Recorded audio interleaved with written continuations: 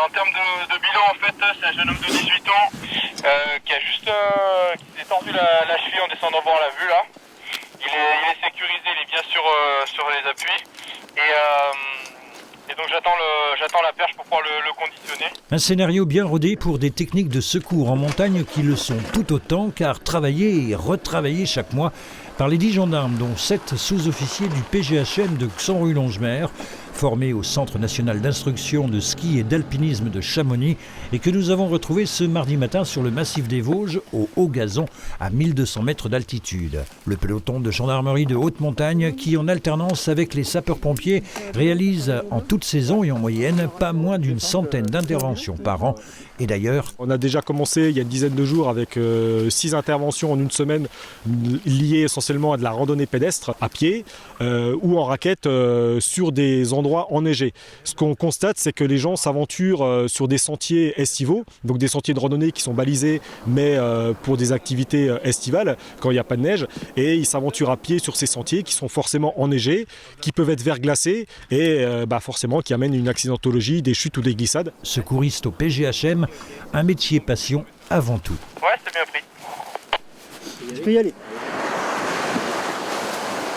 Ça a été un choix qui au début, moi je pensais pas y arriver, mais je me suis dit petit à petit j'ai réussi à m'entraîner, à me préparer pour ça, et puis au final ça a marché, et c'est vrai que c'est un métier. En fait, on est au boulot, mais on n'a pas vraiment l'impression d'être au boulot parce que c'est une passion en même temps. L'esprit de cordée, vous le disiez tout à l'heure.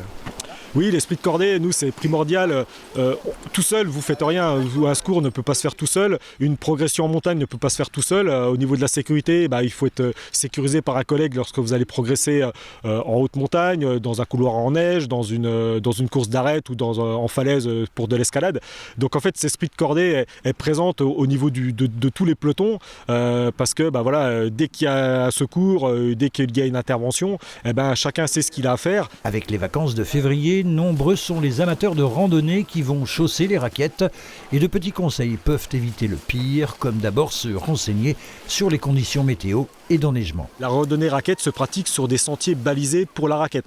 Ne pas s'aventurer sur des randonnées avec des balisages estivaux, donc pour l'été, parce que c'est des sentiers qui sont très escarpés, et en raquette c'est difficile d'y progresser. Dans le sac, on met quoi ? Dans le sac, ce qu'on appelle le fond de sac, c'est son téléphone portable rechargé, c'est de l'eau et de la nourriture, du vestimentaire chaud, donc un bonnet, des gants, une veste de rechange, et un sifflet, pareil, une couverture de survie. Ça permet de pouvoir la protéger jusqu'à l'arrivée des secours. Sans oublier de transmettre votre parcours à une personne qui, en cas de retard suspect, pourra alerter les secours.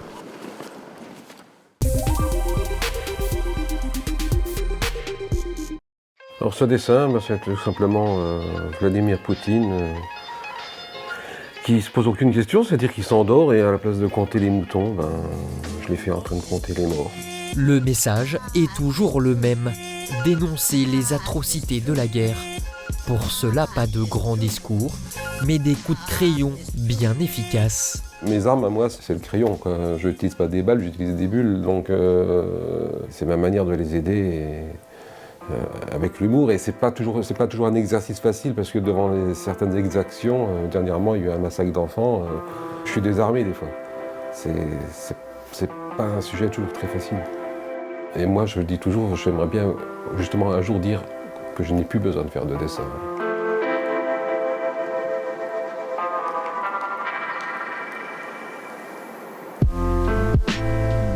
Des idées, Régis Hector en a pourtant à l'appel, comme cette terre prête à exploser, ou encore Staline et Hitler berçant leur petit Poutine. J'ai fait Adolf Hitler en train de lui donner le sein, puisqu'il dit qu'il chasse les nazis d'Ukraine, mais actuellement celui qui se conduit comme un nazi, c'est bien lui. Des dessins qui se retrouvent depuis 1 an sur une page internet dédiée au dessinateur. Elle est publiée par le musée d'histoire et de la guerre de Kiev lui-même. En tout, 41 œuvres reflétant la résistance inébranlable des Ukrainiens et la futilité des plans des envahisseurs sont ainsi à découvrir. Donc le premier dessin que je leur ai envoyé, qu'ils ont eu en leur possession, C'est celui du 28 février 2022. J'aimerais bien leur offrir les originaux parce que je trouve vraiment que ces dessins-là, ils ne m'appartiennent plus. Ils ne m'appartiennent plus et les dessins-là, c'est à eux parce que de toute façon, c'est leur histoire. Passionné, mais surtout très concerné par cette guerre, Régis Hector planche aujourd'hui sur une BD. Alors, il se documente. Si je dois dessiner un char, autant que ce soit un char qui existe, il y a un côté. Bon, je ne vais pas faire de l'hyperréalisme non plus, mais il faut que je donne de l'authenticité quand même à mon dessin. Une BD centrée sur l'humain, plus que la guerre en elle-même, un véritable gage d'espoir dans un conflit long de bientôt 1 an.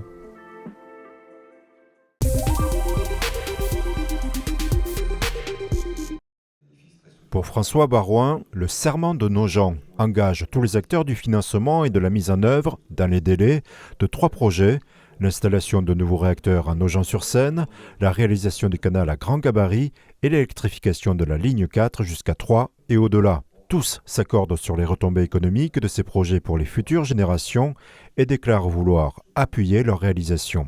Lorsque Valérie Pécresse a changé la donne sur l'électrification parce qu'elle a dit « j'y crois, on en a besoin, nos Parisiens, les habitants de Seine-et-Marne pour l'électrification », ça a changé la donne. Et lorsque sur la centrale nucléaire, vous avez les 2 présidents de région, tous les acteurs locaux et les représentants de l'État qui disent « on a tous les atouts pour avoir un EPR2 ici », derrière il faut voir ce que ça veut dire. Derrière c'est 10 000 emplois, le temps de la construction, c'est 3 000 emplois en permanence. La mise au grand gabarit du secteur Bray-Nogent est un point extrêmement important. C'était jusqu'ici un serpent de mer. Ça fait 40 ans qu'on en parle. Aujourd'hui, les choses avancent. Cet élargissement qui va ouvrir l'Aube via le fluvial vers les ports du nord de l'Europe. Quand on est un département aussi puissant sur le plan agricole que l'Aube, c'est un formidable débouché. C'est une véritable alliance qui est en train de se nouer entre la région Grand Est et la région Île-de-France. Et nous avons beaucoup de projets à porter ensemble autour de la transition écologique. Pour Valérie Pécresse, ces projets contribueront à diminuer les émissions de carbone. En tant que présidente de la région Île-de-France, son soutien à l'implantation de 2 nouveaux réacteurs nucléaires de type EPR2 à Nogent-sur-Seine va de soi. C'est parce que l'Île-de-France importe 87% de son électricité de l'extérieur. Et nous n'aurons jamais de centrale nucléaire en Île-de-France. Donc nous avons besoin qu'il y ait des vraies capacités d'énergie qui se développent à nos portes. Et Michel Barouin, le père de François Barouin, a été visionnaire en inscrivant dans le destin de Nogent une centrale. Donc nous avons besoin que cette centrale puisse avoir des nouveaux projets avec EDF bien sûr et ses équipes. Pour la maire de Nogent, cette candidature présente de nombreux atouts. L'empreinte foncière du site a été conçue pour accueillir 2 autres réacteurs. Les lacs constituent une ressource en eau indispensable à leur bon fonctionnement. Économiquement, ça projette le territoire vers un dynamisme continu, d'une part, pendant toute la phase de travaux, et à terme, ça consolide aussi la présence du nucléaire dans le Nogentais, ce qui est essentiel à la fois pour l'activité économique, mais pour la vitalité démographique également. Le calendrier de ces projets s'étend sur des décennies. Le choix des nouveaux sites nucléaires devrait être annoncé en 2025 pour une mise en service au mieux en 2045. L'électrification jusqu'à 3 devrait être effective en 2028. Les barges de 2500 tonnes pourront naviguer sur le canal à grand gabarit, a priori dès 2030.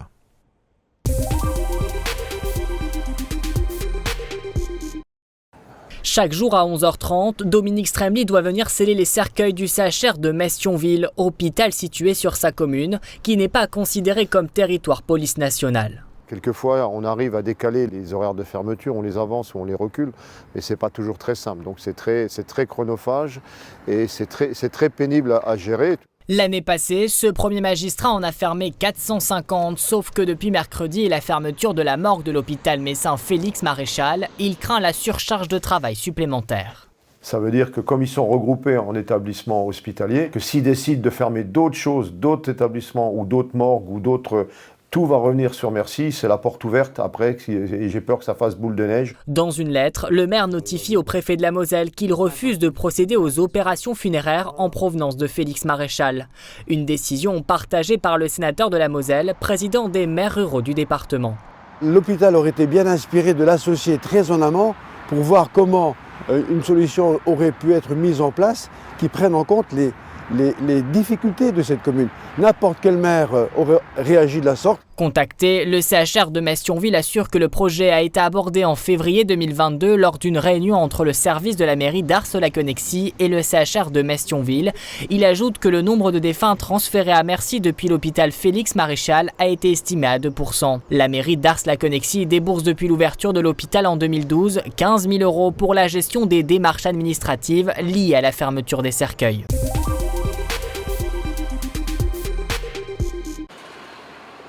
C'est la goutte d'eau qui fait déborder le vase.